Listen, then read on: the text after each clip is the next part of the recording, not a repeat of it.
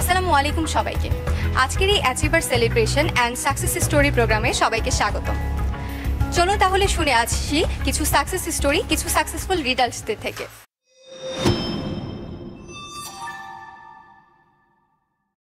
আজকে আমাদের সাথে উপস্থিত আছেন খালেদ ইব্রাহিম স্যার, যিনি আলফা ইসলামিক লাইফ ইন্স্যুরেন্স লিমিটেডে এলিট ব্রাঞ্চ ম্যানেজার হিসেবে কর্মরত আছেন।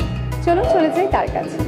আসসালামু আলাইকুম স্যার, কেমন আছেন? আলহামদুলিল্লাহ, আমি ভালো আছি। আপনি ভালো আছেন? জি স্যার, আলহামদুলিল্লাহ ভালো আছি। জি স্যার, যদি জিজ্ঞেস করি আপনি এখানে কতদিন যাবত কাজ করছেন এবং কবে থেকে কাজটা শুরু করেছিলেন আর কি পজিশন নিয়ে শুরু করেছিলেন? আমি ইন্স্যুরেন্সে শুরু করি 2021 সালের 14 আগস্ট। 2021 সালের 14 আগস্ট আমি এফএ হিসাবে আমার ইন্স্যুরেন্স ক্যারিয়ার শুরু করি। এরপরে 2022-এর জুলাইতে আমি ইউনিট ম্যানেজার হিসাবে প্রমোটেড হই এবং 2023-এর আগস্টে আমি ব্রাঞ্চ ম্যানেজার হিসাবে প্রমোটেড। আমি বর্তমানে আলফা ইসলামী লাইফ ইন্স্যুরেন্সের ব্রাঞ্চ ম্যানেজার হিসাবে কর্মরত আছি। আর আলফা ইসলামী লাইফ ইন্স্যুরেন্সে একটা নির্দিষ্ট পরিমাণ ব্যবসা যদি কেউ করতে পারে তাহলে তাকে এলিট ব্রাঞ্চ ম্যানেজার বলা হয়। আলহামদুলিল্লাহ, আমি 2024 সালের বিজনেস পারফরমেন্সে এলিট ব্রাঞ্চ ম্যানেজার হিসাবে বর্তমানে কর্মরত আছি। স্যার, তাহলে আপনার কাছে তো প্রথম প্রশ্নই থেকে যায় যে এই পেশায় সফল হতে গেলে অ্যাকচুয়ালি কি করণীয় থাকে? আসলে যে কোনো প্রফেশনে আমরা যদি সফল হতে চাই তাহলে সবার আগে প্রয়োজন কিন্তু ইচ্ছা শক্তি, যে আসলে আমি সফল হতে চাই। তো আমি মনে করি যে ইন্স্যুরেন্স পেশায় যদি আমরা সফল হতে চাই তাহলে আগে আমাদের মধ্যে ওই সিদ্ধান্তটা নিতে হবে যে আমি ইন্স্যুরেন্স থেকে সফল হতে চাই, এটা প্রথম প্রয়োজন। আর যখন আমরা সিদ্ধান্ত নিতে চাইবো তখন কিন্তু এই প্রফেশনটা সম্পর্কে জানাটা অনেক বেশি প্রয়োজন। কারণ আমরা যে পেশা সম্পর্কে ডিটেল জানবো না তখন ওই পেশা সম্পর্কে আমাদের কিন্তু আত্মবিশ্বাসটা আসবে না। এই কারণে আমি মনে করি ইন্স্যুরেন্স পেশা থেকে সফল হওয়ার জন্য আমাদের সবার আগে প্রয়োজন ইন্স্যুরেন্স প্রফেশন সম্পর্কে জানা। অনেকের কাছে ইন্স্যুরেন্স প্রফেশনটা অতটা লুক্রেটিভ না, কিন্তু যদি আসলে আমরা ইন্স্যুরেন্স সম্পর্কে জানি তাহলে নিঃসন্দেহে সবাই আমার সাথে একমত হবে। বর্তমানে যত ধরনের প্রফেশন আছে তার ভিতর ওয়ান অফ দ্য নোবেল এবং প্রেস্টিজিয়াস প্রফেশন হচ্ছে ইন্স্যুরেন্স প্রফেশন। স্যার, আপনার কি কখনো এই পেশায় আসার পর মনে হয়েছে যে এই পেশায় যুক্ত হওয়া আমার ভুল হয়েছে? না, এরকমটা তো কখনো মনে হয়নি, বরঞ্চ এই জিনিসটা মনে হয় আমি জগন্নাথ ইউনিভার্সিটি থেকে ম্যাথমেটিক্সে পড়াশোনা শেষ করেছি। তো আমি আমার অনার্স ফার্স্ট ইয়ার থেকে আমি মার্কেটিংয়ের সাথে ইনভলভ। তা আমার কাছে এইটা আফসোস হয় যে আমি অনার্স ফার্স্ট ইয়ার থেকে যে মার্কেটিংয়ের সাথে ছিলাম তখন থেকে যদি ইন্স্যুরেন্সের সাথে থাকতে পারতাম তাহলে আজকে হয়তো আমাদের অফিসার যে জায়গায় আছে এরকম কাছাকাছি একটা জায়গায় হয়তো থাকতে পারতাম। জি জি ইনশাআল্লাহ। স্যার, তারপর যদি আমি আপনাকে জিজ্ঞেস করি যে এই যে আপনাদের অর্জন বা আলফার অর্জন, সেক্ষেত্রে কি ইউনিক এজেন্সি কি কোনো ভূমিকা রেখেছে?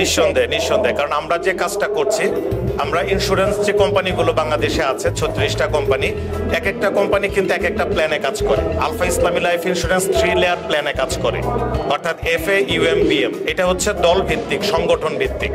সো যেহেতু আমরা সংগঠন ভিত্তিক মার্কেটিংয়ে কাজ করছি, এখানে সাংগঠনিকভাবে অর্গানাইজড হওয়াটা কিন্তু অনেক বেশি ইম্পর্টেন্ট। আজকে আমরা একটা অনুষ্ঠান হচ্ছে, এই অনুষ্ঠানটা যে অর্গানাইজ হচ্ছে এটা যদি আমি একা চাইতাম আমি কিন্তু পারতাম না। আমার এখানে 112 জন উপস্থিত আছে, 112 জন নিয়ে কিন্তু আমি হলরুমে প্রোগ্রাম করতে পারতাম না, কিন্তু ইউনিক এজেন্সি এখানে কিন্তু হাজার খানেক লোক নিয়ে প্রোগ্রাম করছে।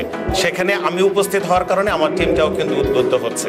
সো আমি মনে করি আমার আলহামদুলিল্লাহ যে সফলতা, এটার যদি আমি ওইভাবে করে ভাগ করি তাহলে ইউনিক এজেন্সি এবং ইউনিক এজেন্সির আমাদের ইউনিক এজেন্সি যিনি কর্ণধার জিলানী খন্দকার স্যার এবং আমার যিনি এসএম আছেন মাসুদুর রহমান স্যার, সংগঠন এবং আমার যারা সিনিয়র তাদের সহযোগিতা বা তাদের গুরুত্বটাকে আমি সবচেয়ে বেশি এগিয়ে রাখি।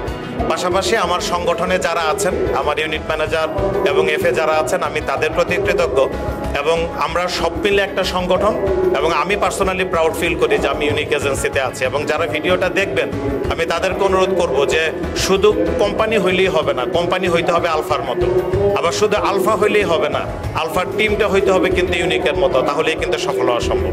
অনেক অনেক ধন্যবাদ স্যার। তাহলে আপনার কাছে আরেকটা লাস্ট কোয়েশ্চেন থেকে যাচ্ছে যে নতুন যদি কেউ এই পেশায় আসতে চায় সেক্ষেত্রে আপনি তাদের জন্য কি পরামর্শ দিয়ে থাকবেন? নতুন যারা এই পেশায় আসতে চান তাদের কাছে আমার প্রথম যেটা পরামর্শ থাকবে, আগে ইন্স্যুরেন্স পেশা সম্পর্কে ভালোভাবে জানবেন। কারণ আমাদের আশেপাশের অনেক মানুষ আছে যারা ইন্স্যুরেন্সের সেই পুরাতন ধারণা নিয়ে আছে, তারা ইন্স্যুরেন্সের বর্তমানে আধুনিকায়নটা জানে না। সো আমরা যদি ইন্স্যুরেন্সটা বর্তমানে কোন জায়গায় আছে এটা যদি আমরা না জানি তাহলে মানুষের কথা দ্বারা আমরা বিভ্রান্ত হব এবং আমরা আমাদের স্বপ্ন পূরণ থেকে পিছিয়ে যাব। সো যারা এই পেশায় নতুন আসবেন আমি আপনাদেরকে অনুরোধ অনুরোধ করব ইন্স্যুরেন্স পেশা সম্পর্কে আগে ভালোভাবে জেনে বুঝে এই পেশা থেকে আপনার জীবন পরিবর্তন করা যায়, এই বিশ্বাসটা যখন তৈরি হবে তখন এখান থেকে আপনাদের পক্ষে ভালো করা সম্ভব। অনেক ধন্যবাদ স্যার, আপনাকেও ধন্যবাদ এবং ইউনিক এজেন্সিকেও ধন্যবাদ আমাকে এইভাবে কথা বলার সুযোগ দেওয়ার জন্য। আসসালামু আলাইকুম, সবাই ভালো থাকবেন, ধন্যবাদ। আজকের এই প্রোগ্রামে সবাইকে আসার জন্য অসংখ্য ধন্যবাদ। এভাবেই আমাদের আলফার পাশে থাকুন, ইউনিক এজেন্সির সাথে থাকুন। ধন্যবাদ সবাইকে।